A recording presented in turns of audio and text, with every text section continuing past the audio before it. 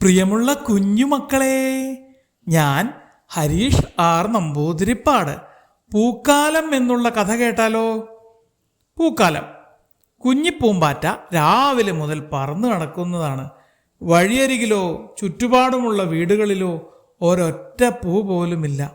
അവൾ ആശ്ചര്യപ്പെട്ടു. ഇന്നാട്ടിലെ പൂക്കളെല്ലാം എവിടെ പോയി? നാട്ടിൻ പുറത്തെ വഴികളിലെ പൂക്കളെല്ലാം ഇന്നെവിടെ പോയി? ചെത്തിയും ചേമന്തി ചെമ്പരത്തി ഒറ്റച്ചെടിയിലും പൂക്കളില്ല.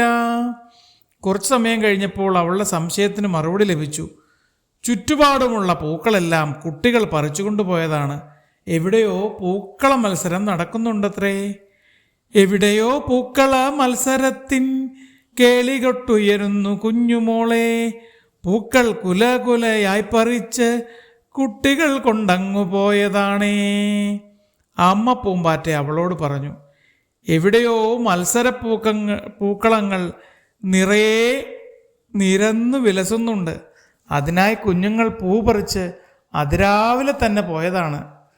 കഷ്ടം. അപ്പോൾ ഇന്നത്തെ കാര്യം കുഴപ്പത്തിലായി അല്ലേ അമ്മേ? നമുക്ക് കുറച്ചു ദൂരം കൂടി പോയി നോക്കാം, എന്തെങ്കിലും വഴി കാണും. അമ്മ കുഞ്ഞിപ്പൂമ്പാറ്റയെയും കൂട്ടിക്കൊണ്ട് മുന്നോട്ട് പറന്നു. ഹായ്, ആ വീട്ടിൽ നിറയെ പൂക്കൾ വിടർന്നു നിൽക്കുന്നുണ്ട്, തേനൂറും പൂക്കൾ. അവർ സന്തോഷത്തോടെ അങ്ങോട്ട് പറന്നു. അവിടെ അവരെ കൂടാതെ നിരവധി തേനീച്ചകളും വണ്ടുകളും പൂമ്പാറ്റകളും എത്തിയിട്ടുണ്ട്. അവർ പൂക്കളിൽ നിന്ന് മത്സരിച്ച് തേനെടുത്തു. ഇത് കണ്ട് ആ വീട്ടിലെ മുത്തശ്ശൻ പറഞ്ഞു, കണ്ടില്ലേ പറവകളുടെ സന്തോഷം?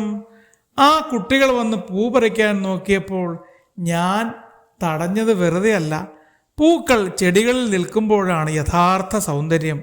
മാത്രമല്ല അനേകം പ്രാണികൾക്കുള്ള ആഹാരവുമാണത്. അതുകൊണ്ട് ഒരിക്കലും പൂക്കൾ വെറുതെ പറിച്ചെടുക്കരുത്. നിങ്ങൾ നിർബന്ധിച്ചിട്ടും ഞാൻ സമ്മതിക്കാത്തത് ഇപ്പോൾ നന്നായില്ലേ? മുത്തശ്ശൻ പറഞ്ഞത് കേട്ട് മറ്റുള്ളവർ തലകുലുക്കി.